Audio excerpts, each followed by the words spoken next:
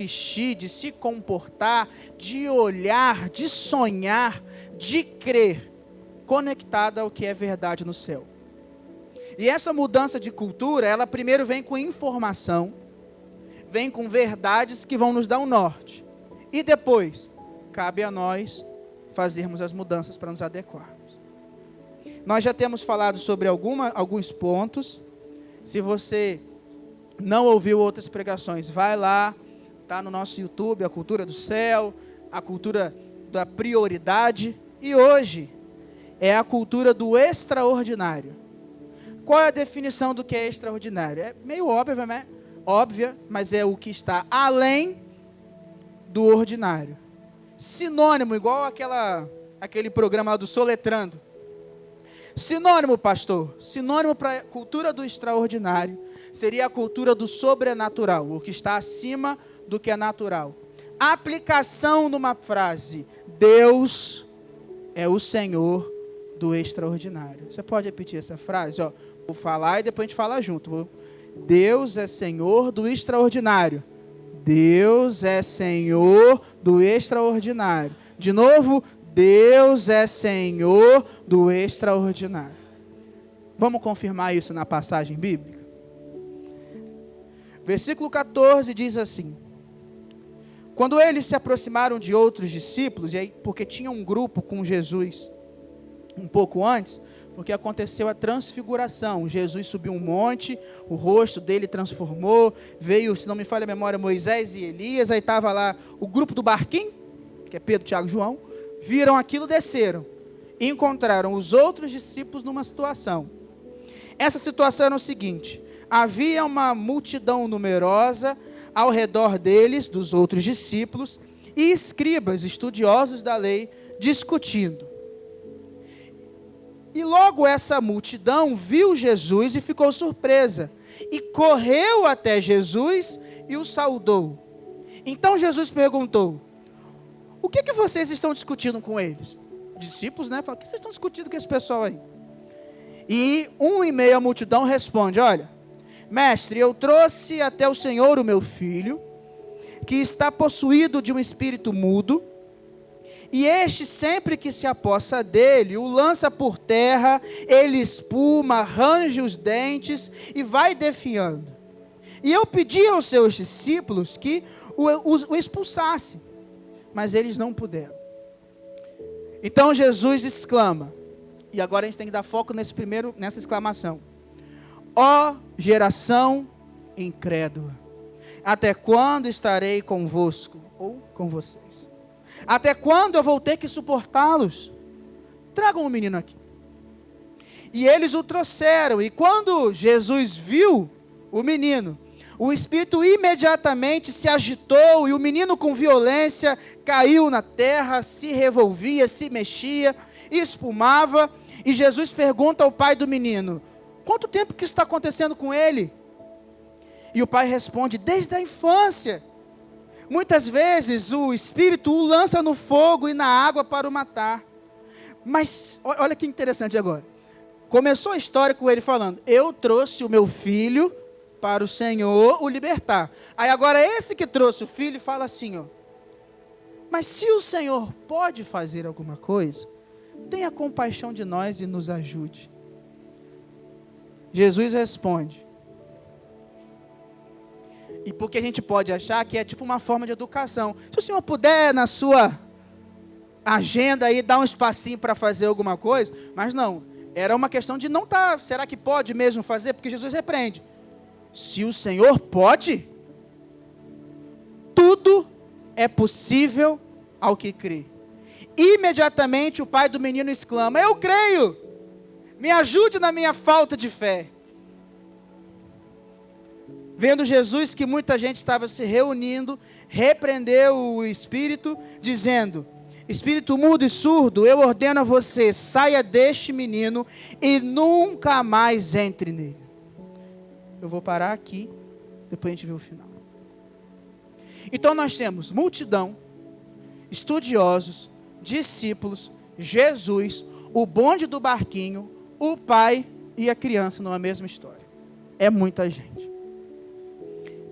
É muita gente se relacionando com o mesmo problema, e é um problema sério porque é uma possessão que atormenta esse garoto desde o seu nascimento, infância, lança em tudo que é lugar, já tenta matar. Os discípulos não conseguiram fazer nada, e é uma situação. Os estudiosos estavam discutindo, não, mas a Bíblia diz, mas a Escritura, e também não resolviam. Os discípulos estavam lá, não resolvia. Jesus desce com um grupo também, que se soltar na bonde também não resolvia. O pai não resolvia, o filho não resolvia, ninguém resolvia. Não era um problema de fome ou sede. Não era um problema de educação, não era um problema de gestão. Era espiritual. E existem circunstâncias na nossa vida, desafios, que eu tenho que infelizmente te falar que você não vai conseguir resolver na força do braço. Não estou nem falando de uma possessão demoníaca, que também você não vai resolver na força do braço. Já vi gente falar que se tiver, cai na mão. Vou na mão. E aí a pessoa do lado falou, então fulano, quando me chamarem para expulsar, eu não vou não. Vai você e ele no box lá, vamos ver quem resolve. Mas não é só isso. Quando olhamos o espiritual, não é só isso. A cegueira espiritual, às vezes na sua casa, na faculdade, no trabalho, uma espécie de aprisionamento daquela pessoa que não consegue sair do pecado. Às vezes o pecado algema, acorrenta pelo pé, ela vai o mais distante e volta. São situações que vão muito além do mundo natural. E eu temo em afirmar que nós podemos ter nos conformado a sermos um povo espiritual que resolve, enxerga e acredita muito no material. A Bíblia fala de um Deus que criou todas as coisas com uma palavra, de um Deus que fez um agricultor esculpir uma barca de madeira ou uma arca de madeira. A Bíblia fala de um homem gago que foi usado por ele para, através de 10 pragas, declarar um Senhor Todo-Poderoso. O mesmo homem que foi levado à frente de um grupo e atravessou as águas, é o mesmo que viu comida cair do céu, que viu pedra sair água, que viu nuvem cobrir de dia, viu chamas aquecer. É o mesmo Deus que sustentou no deserto, que fez vencer batalhas, que fez Josué e o povo rodar ao redor da cidade, cair muralha. Eu vou continuando, a gente tem que entender que é o mesmo Deus. É o mesmo Deus que deu sabedoria a Salomão, que fez Davi derrotar gigante. É o Deus conhecido como o Senhor Todo-Poderoso, Deus dos exércitos, que nunca perdeu uma batalha. Ele nunca. Não teve um episódio que Deus falou, vou batalhar, e perdeu. Contra exército, contra gigante, contra leão, contra mar. Ele já fez o sol parar e a lua falar assim, vou te dar mais um tempinho, Josué, para essa guerra continuar.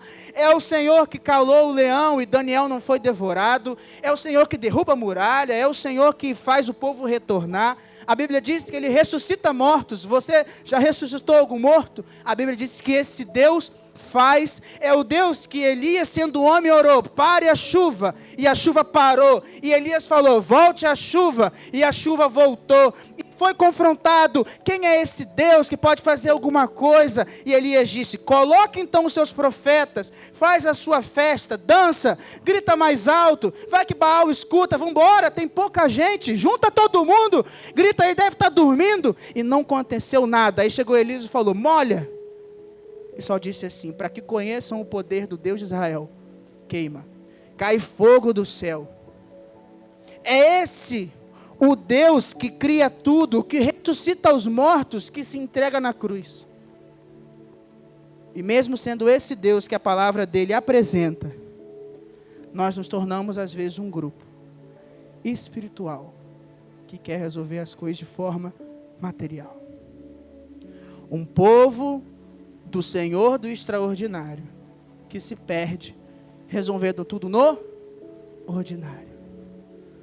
Os filhos do Todo-Poderoso Senhor do sobrenatural, que se apegam e resolvem tudo no natural. Algo está errado, então.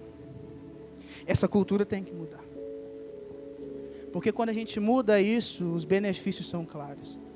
Mas vamos um pouquinho parar algumas partes do texto, porque no versículo 19, Jesus exclamou sobre uma geração incrédula. O que é alguém incrédulo?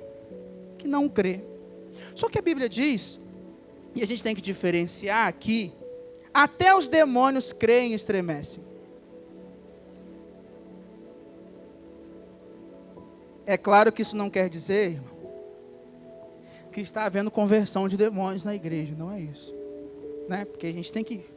Só que, isso é um pouco pesado, se você for parar para pensar, porque tem um demônio aqui na história, você reparou? Sim ou não, irmão? Não posso estar falando sozinho. Tem, estava na criança, joga a criança no chão e tudo, fez espumar, pintou com a criança, está aqui. Só que ele conhece Jesus. Sabe por que eu sei que ele sabe quem é Jesus? Porque Jesus só falou uma vez. E é interessante porque Jesus só fala uma vez, não só aqui, em outras passagens também. Basta uma palavra resolvida. Por quê? Se você tiver filho, porque filho você já foi, mas se você tem filho, você sabe que a autoridade da sua palavra está valendo quando você tem que falar quantas vezes? É uma vez só. No passado, na época que eu era um pouco mais novo, não sei se, não vou contemplar a idade de Fernanda, mas da minha idade para cima, o pai, a mãe também, mas geralmente quem faz essa figura, ele só olhava, dizia assim, ó. Aí quando você percebia olhar, a criança fazia assim, ó, amuava. Nem precisava falar, mas se falasse era só uma vez. Da mesma forma que é para corrigir, é também o seguinte, ó, pode pular na piscina que vai dar tudo certo. Era só uma vez ele pular, pum. Pode mesmo, assim, é de fazer assim, pode pular na piscina, calma. E tem que ir atrás, que já vai. Basta uma palavra. Porque isso mostra a autoridade que o filho reconhece no pai. O filho não conhece o mundo, não conhece os desafios do mundo, mas conhece o pai e basta uma palavra que ele acredita. Porque quem conhece a autoridade não desafia porque conhece. Eu vi um vídeo hoje, mostrei a Estela. Estava a mãe sentada numa mesa mais distante, o pai no sofá e um jovem gravando que foi fazer uma pegadinha. Aí a mãe dele, combinado já com a mãe, fala assim, fulano, exemplo, pega o pão lá na cozinha. Aí ele fala assim, cala a boca, mãe. É literalmente essa reação, ó. O pai estava sentado no sofá. Cala a boca, mãe. O pai já levanta e vai para cima. Ele não fala nada. Ele só levanta e vai para cima. O filho, calma, é brincadeira. É assim. Porque ele sabe e conhece o pai. A autoridade desse pai é conhecida. O demônio sabe quem é Jesus. Uma palavra. Jesus falou, saia e não volte mais. Poderia brincar aqui, porque o Senhor é onisciente, sabe de todas as coisas. Mas ele não precisa nem fazer aquela ameaça de se você voltar, eu vou saber. Ele só fala, saia e não volte mais. Mas para os discípulos e a multidão, Jesus virou e falou, ó geração incrédula. Até quando eu voltar com vocês? Jesus sabia que ia para o céu. Jesus está aqui agora, sim ou não? Eu queria ver essa dúvida. Não em carne e osso, mas através do Espírito está em nós. Mas ele sabia que não teria uma cadeira para ele, que ele estaria aqui agora, para todo mundo olhar para ele e falar assim, deu ruim, Jesus. Porque eu acho que era assim, irmão. Agitou um para lá, os dois olhavam assim, ó. Jesus, ó. Jesus ia lá.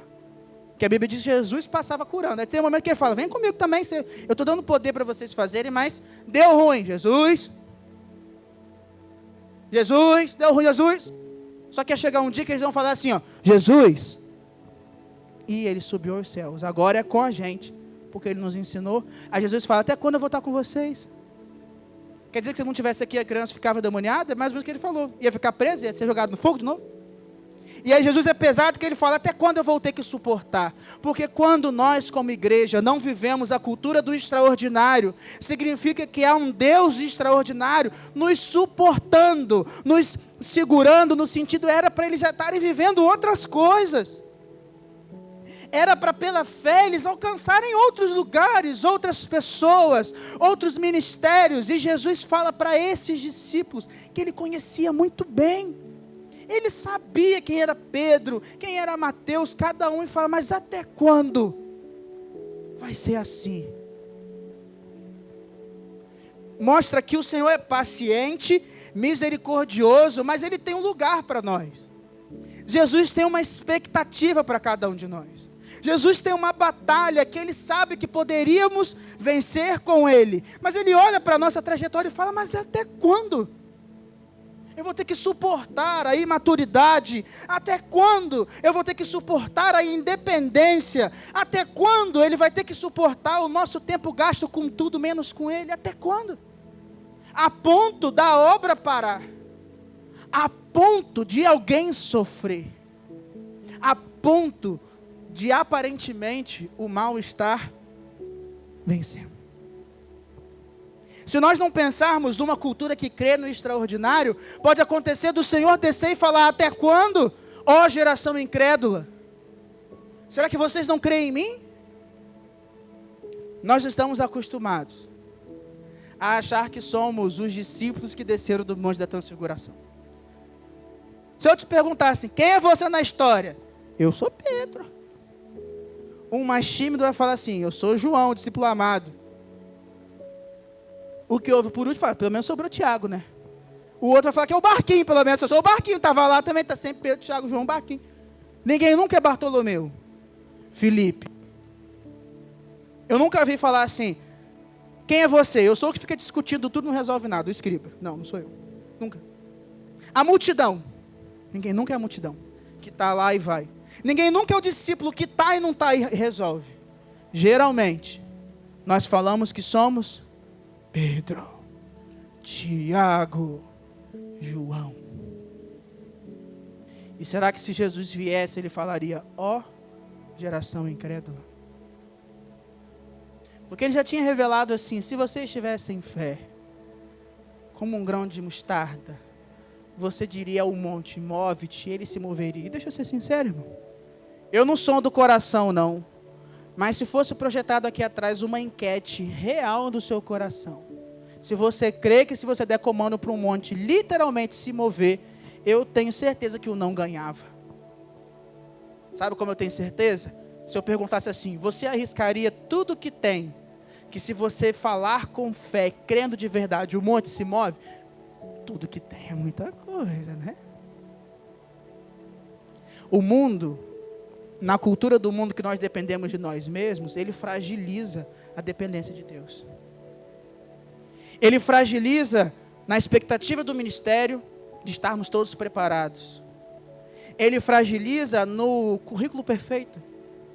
Para eu ser líder de jovens, de mulheres, de homens, líder do ministério de acolhimento, líder de célula, líder da EBD, para ser líder do ministério de arrumar cadeira, líder de quem abre o portão, para eu ser líder eu tenho que ter um currículo. Mas é o currículo, sabe? 15 anos de experiência expulsando demônio na África, 10 anos ensinando a palavra na igreja perseguida, 5 anos de adoração sem falar uma palavra através do corpo, 15 pós-graduações, há um currículo. E parece que Jesus só está esperando uma coisa, ó geração incrédula. Porque se ela cresce, Jesus ia olhar e falar, é isso aí. Se Deus olhar o seu currículo, é fé que Ele vai encontrar. Só que não é fé qualquer uma não. Vou explicar para você não ser pego de surpresa. É a confiança absoluta no Senhor. Quem confia absolutamente no Senhor, entrega e descansa. Quem não confia no Senhor absolutamente, não descansa. Quer resolver sozinho. Eu dei um exemplo numa quinta que eu vou repetir.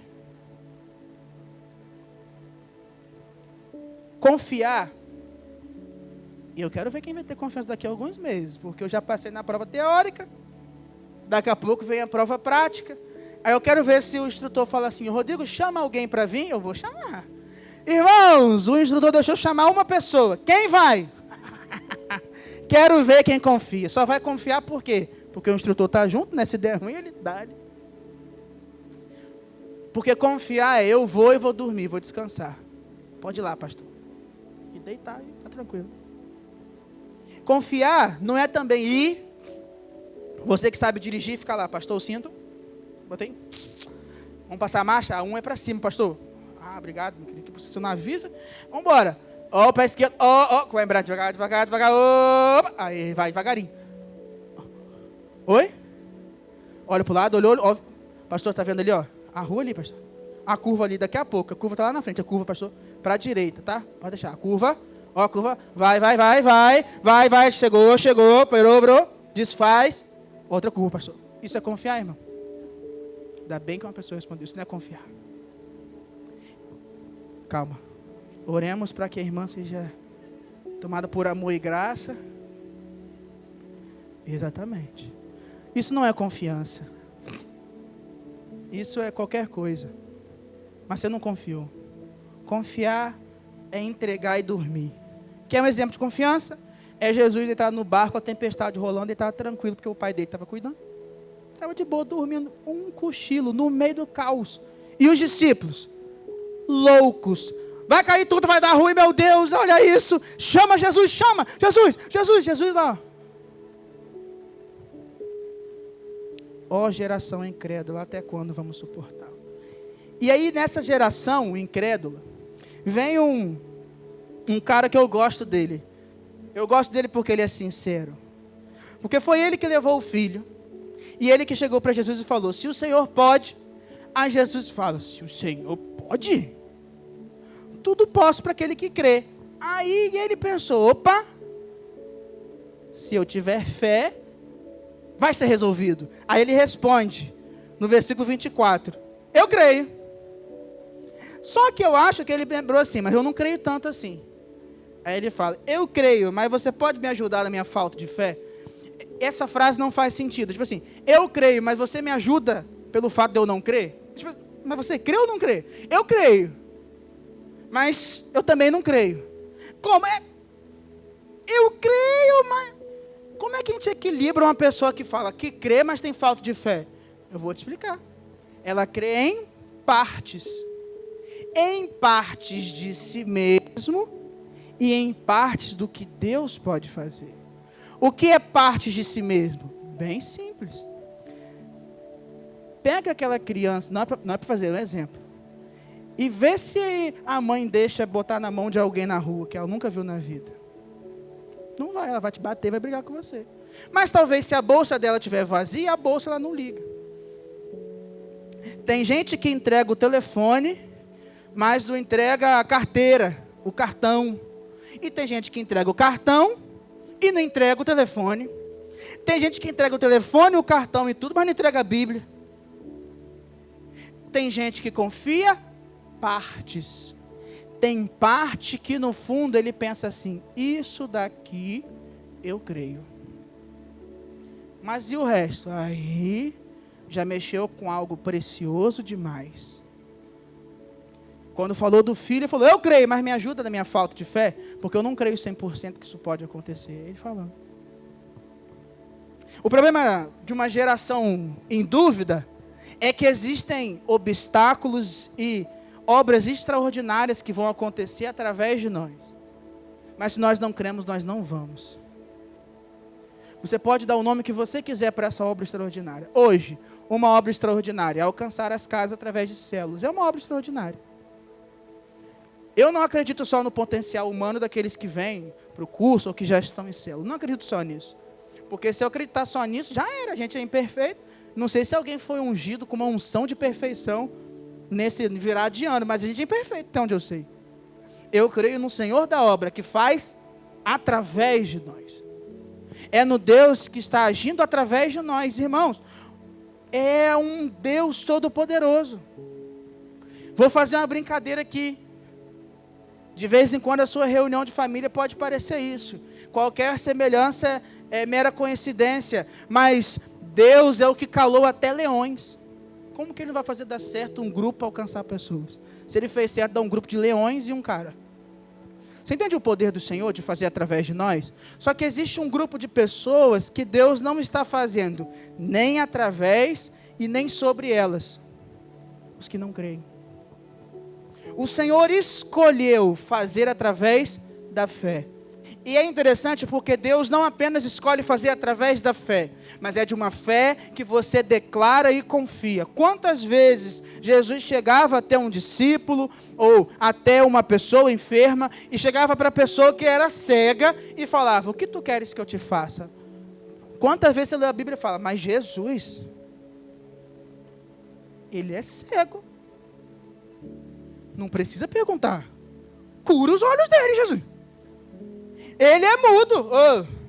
O autor bíblico fez questão de dizer que era fulano, que era mudo, não andava. Então faz ele andar, Jesus. Porque isso é óbvio. Mas até a necessidade mais óbvia, Jesus queria que ele falasse: o que queres que eu te faça? Eu quero que o Senhor cure a minha vista. Era curado, ele falava: tua fé te curou. Deus é poderoso para fazer de qualquer forma. Deus não se limita à sua fé. Não pense isso. Então, não.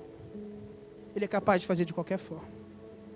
Mas ele escolheu para que o povo do extraordinário cresce no extraordinário. Todos os dias que você deixa de crer no extraordinário, você deixa de crer que o Senhor pode. Pode qualquer coisa. Sobre tudo e sobre todos. Porque ele não é só um Senhor que manda um demônio sumir ou uma legião.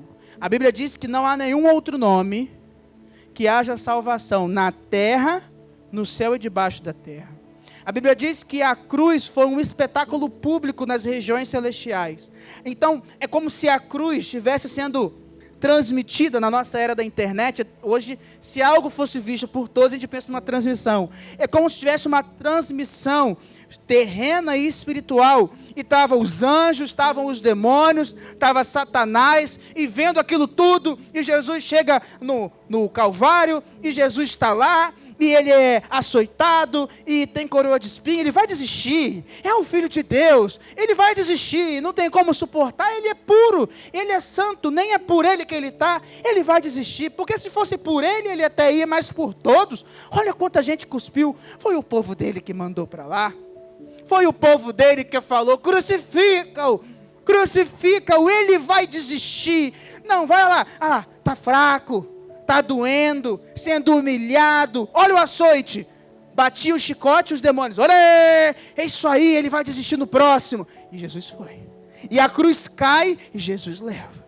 e Jesus vai, e os discípulos indo embora. Cadê os discípulos nesse momento? Não se via nenhum, só João. E vai, e açoite, o açoite que era seu e meu, é nele, toma, e é fustigado por lança. Ele tem sede e é dado vinagre, fel. E curiosamente, quando naquela época não tinha banheiro público como hoje.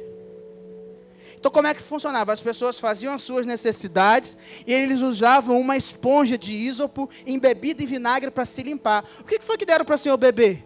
Vinagre numa esponja de ísopo. Ou seja, é como se pegassem a bucha do banheiro e falassem: está com sede? Toma isso aqui, bebe aqui. Isso é ou não é humilhação? E humilhando, e na cruz, e dor, e falando: o Senhor não é o rei dos judeus? Não é? Sai daí, rapaz. Sai daí. E aí Jesus, contra tudo e contra todos, declara assim: está consumado. Está consumado é a afirmação que concluiu uma venda. Está consumado é a declaração de liberdade de uma dívida ou de um cativeiro. Está consumado era o que um maratonista falava quando concluía: tetelestai, completei. E Jesus diz: está consumado. Nessa hora que ele se entrega na cruz, há um espetáculo que toda região espiritual entende a vitória de Jesus. De tal forma que Paulo até questiona assim: onde está, ó morte, a sua vitória? E Jesus vence na cruz e ressuscita. Os demônios já entenderam. Satanás já entendeu. Os anjos já sabiam e o glorificam. E mediante um espetáculo de vitória soberana do Senhor, revelada na cruz e na sua vida, você ainda duvida que ele pode alcançar a sua casa? curar? Você ainda duvida que Ele é capaz de te proteger? De te libertar? Você ainda duvida que Ele não vai alcançar o amigo que você vai orar a partir de hoje? Você duvida? Ele te alcançou, irmão. De onde que Ele te tirou? Pensa aí. Alguém teve fé antes, ou você ter fé também? Você duvida que Ele não vai entregar terreno do lado? Que não vão faltar recursos para se chegar gente, a gente expandir esse espaço, para alcançar pessoas, para ir para outro lugar? Você duvida que você é capaz? Me fala, irmão, eu te desafio a você me falar uma imperfeição sua, uma limitação sua, que Deus não conheça e que Deus seja mais fraco que ela. É o desafio lançado. Uma. Seja a sua incredulidade, a capacidade que você acha que não tem, o traço da sua personalidade, me diz uma. Se você me falar uma característica sua, que Deus não é mais poderoso, eu te digo, irmão, você está livre da missão de fazer discípulos, de alcançar pessoas. Só me falar uma. Então, se não há nenhuma, como que não vamos conseguir? Sabe quando não conseguimos? É quando o não consigo começa aqui, ó.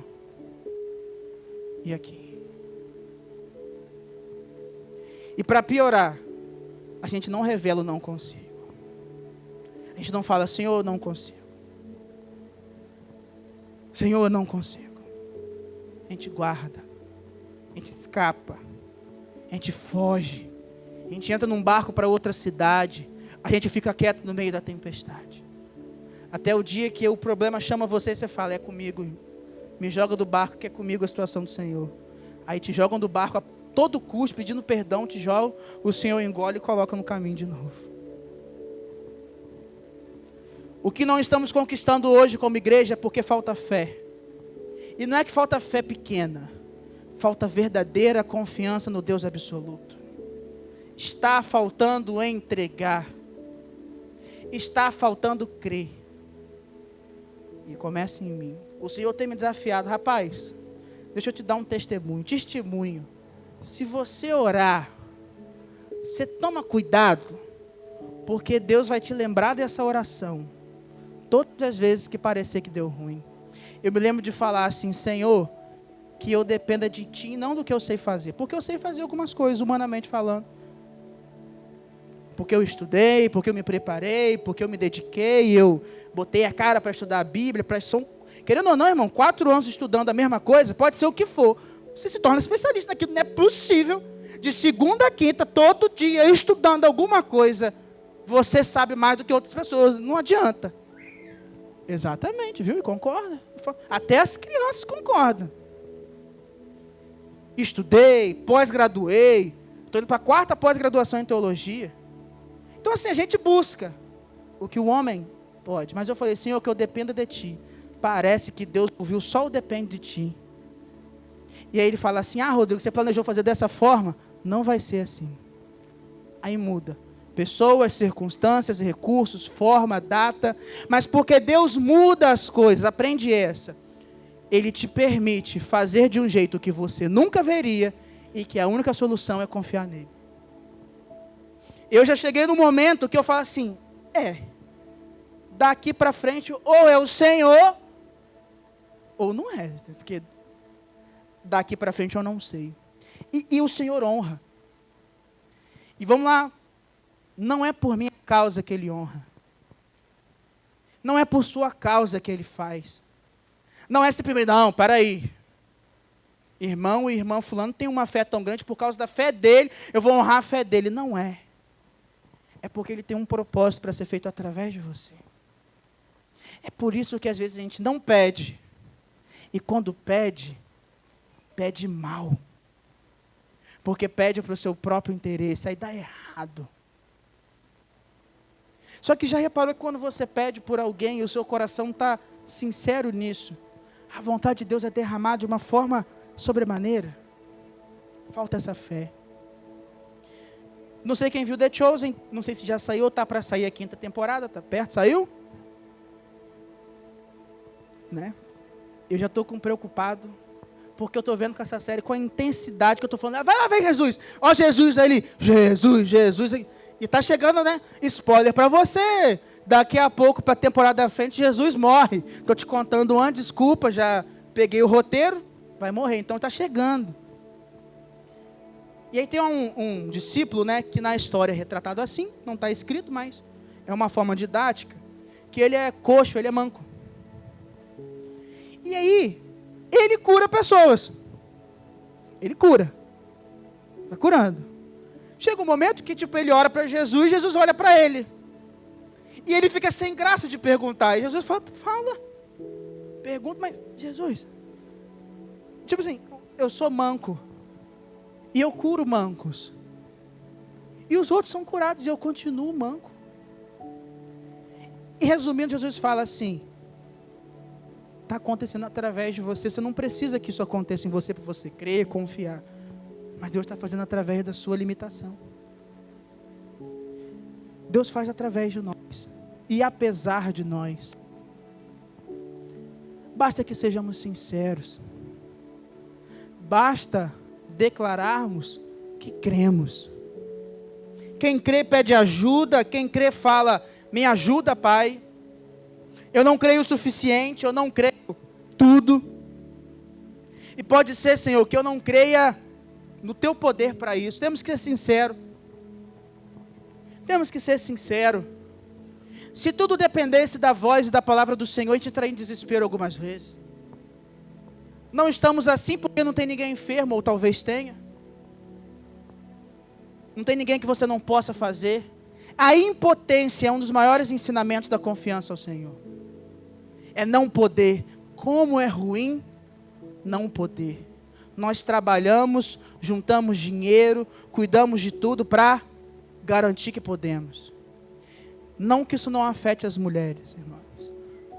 Mas muitas vezes é o homem de noite olhando para fulano pensando, será que eu posso com o próximo passo? Com a responsabilidade? Com a dificuldade? Com o que vai vir?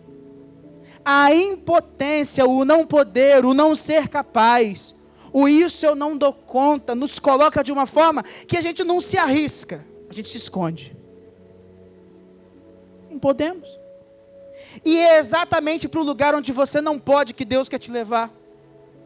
Porque é onde você não pode que Deus pode fazer o que é extraordinário, acima do que é comum, acima do que é natural, o sobrenatural.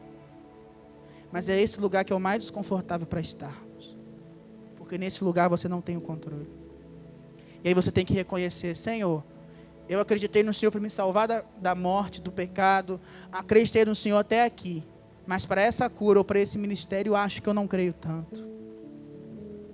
Algo em mim me prende. Você tem que ser sincero, porque se você mentir para todos, você não mente para o Senhor. Não tente mentir para o Senhor. A pior pessoa para você mentir é a verdade. E aí a gente olha para esse homem e fala, que homem bobo. Eu creio, mas me ajuda na minha falta de fé. Eu vejo que esse homem bobo e sincero, que faltava fé, alcançou o que ele mais queria, por reconhecer que ele não conseguia.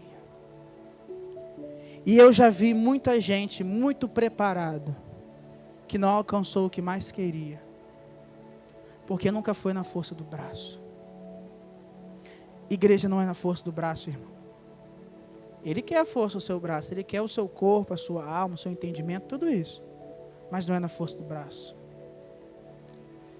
Não é na estratégia, não é no método. Apesar de Deus nos abençoar com estratégias, métodos, fórmulas, não é no formato, apesar do Senhor dar formato. Apesar do Senhor dar um norte, não é só através disso. Quando o templo de Israel foi ser reconstruído, porque havia sido destruído, Deus levantou Zorobabel, não diferente? E aí em Zacarias tem lá uma fala de Deus com Zorobabel, falando assim, ó, Zorobabel, para essa missão que eu te enviei do templo, não vai ser nem por força e nem por violência, nem adianta, não vai ser você. Aí talvez Zorobabel perguntaria, então vai ser como, né? Porque eu vim, e não vou ser eu, vai ser como? Vai ser pelo meu Espírito. Não é por força, nem por violência. Mas ainda assim Deus enviou Zorobabel. Entende? Porque você poderia falar assim, isso não é por força nem por violência, mas é pelo Espírito, eu não preciso ir. Mas Deus mandou Zorobabel. Deus mandou Zorobabel para não ser através dele sozinho. É louco isso.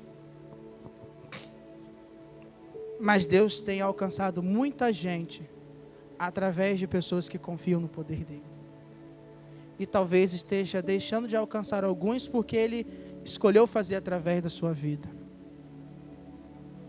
Quando deixamos de crer no extraordinário, só podemos nos contentar com o que é ordinário, natural, material.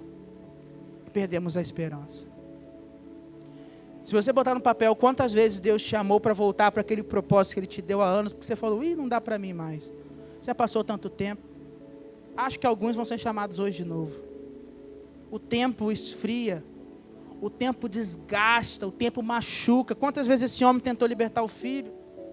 E a mulher com fluxo de sangue por tanto tempo e por tantos anos, e quantas vezes, quantos médicos, quantas pessoas ela não consultou, quantos propósitos você não fez, quantas 40 semanas, quantos 40 dias, quantos jejum de Daniel, quantas 7 semanas, quantas igrejas, quantas pessoas, quantas vezes você jejuou, quantas vezes você ajoelhou, agora vai, esse é o ano, agora vai, termina o ano, é o próximo ano, e aí vai no próximo ano, aí você vai ficando, é no próximo ano, é no próximo ano, e aí você vai desfalecendo, porque o tempo é o seu, o propósito é o seu, é como você quer e você vai. Quando Deus está te chamando para um lugar muito mais profundo, tem coisas que ainda não aconteceram que vão acontecer. E eu não estou aqui profetizando, agora você vai enriquecer, agora você vai ser curado. Eu estou dizendo que Deus pode fazer infinitamente mais através daqueles que creem. Não porque eu estou te falando, porque Jesus disse, tudo é possível àquele que crê. E é claro que esse tudo está aliado ao crer. Ninguém aqui vai ser maluco para falar, Senhor, eu confio em Ti a missão de matar fulano. Não faz sentido. Você está confiando na pessoa errada.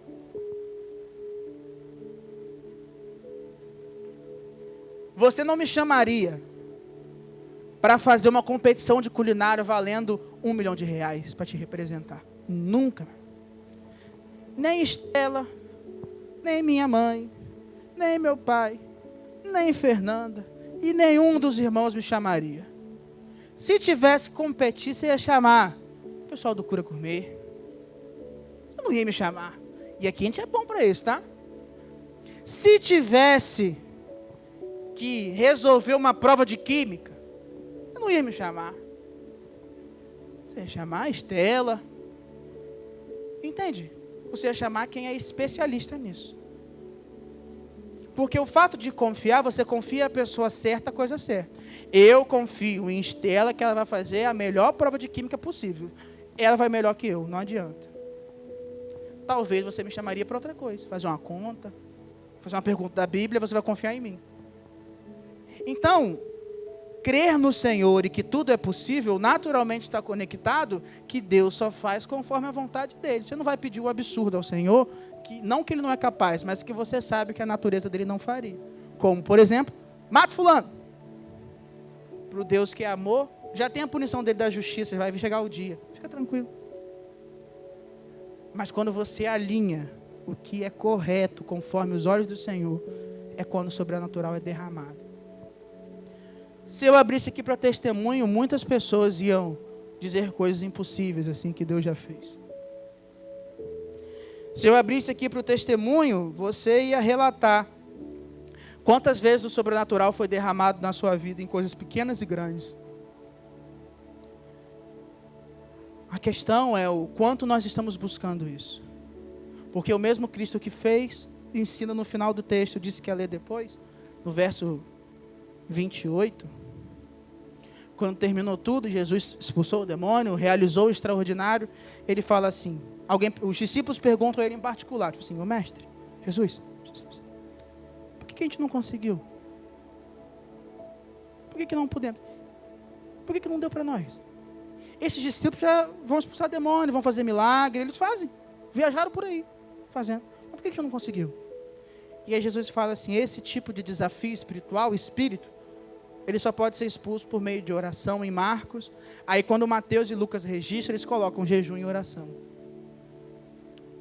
O que que isso nos mostra? É que há níveis e desafios que o Senhor espera sacrifícios e comprometimentos nossos. O extraordinário não é na parte de Deus que não pode. É porque Ele não está vendo em nós a dedicação em confiar nele. Então, se algum milagre está demorando, algo está muito complexo, você não deveria falar assim, Senhor, vai dar não? Você deveria olhar para si mesmo e ver se você crê de todo o coração. É analisar que talvez você não creia tanto. É ser sincero com Deus. Não mente para Deus, não.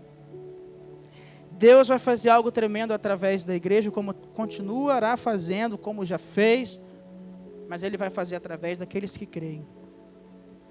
E aqueles que creem não são os escribas que não resolveram, os discípulos que já seguiam Jesus há tempo, e nem foi através daqueles que subiram no monte da transfiguração. Deus fez através da fé de um homem que disse que não cria o suficiente, falou, eu creio, mas nem tanto, mas eu estou com meu filho, e me ajude na minha falta de fé, porque eu sei que eu não creio isso tudo, eu não sou capaz, não estou em dia com a minha fé, mas o Senhor pode, mas o Senhor é capaz, e mesmo eu não crendo, eu escolho confiar.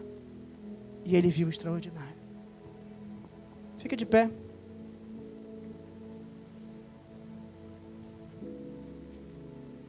Queria fazer uma oração de gratidão hoje. No caso, tem alguns pedidos aqui. Mas tem um motivo de gratidão. A gratidão é pela vida que nós oramos domingo passado. Uma parente do dono de Jailma, de Kelly, ela ficou internada, estava esperando alta, né, no sábado, ou não foi no sábado passado, se não me engano, que Kelly comentou, está para ter alta, na quinta está para ter alta, teve alta, graças a Deus, Deus fez. Aí agora tem aqui o pedido de agradecimento, agradecer. Mas tem outros irmãos que precisam, a gente vai orar. Depois da oração, eu quero já chamar para o Ministério de Louvor vir aqui, porque ele vai nos ajudar numa coisa importante. Feche seus olhos. Senhor, meu Deus, meu Pai, eu quero agradecer porque o Senhor fez conforme a Tua vontade. O Senhor fez conforme o Teu querer e abençoou a vida da Nayara, e a tirou da situação de saúde, ela está agora em alta, em casa, se recuperando mais em casa. Há outros irmãos que precisam, há outros familiares, outras pessoas que precisam do Senhor. Que o Senhor abençoe Dona de Jailma, Kelly e a sua família, para que a Tua graça seja derramada. Para que eles não apenas conheçam ao Senhor, mas tenham uma vida abundante. E eu peço que o Senhor faça, assim como o Senhor fez ao longo das eras, e derrame um milagre na vida daqueles que precisam, Pai. Em nome de Jesus. Amém.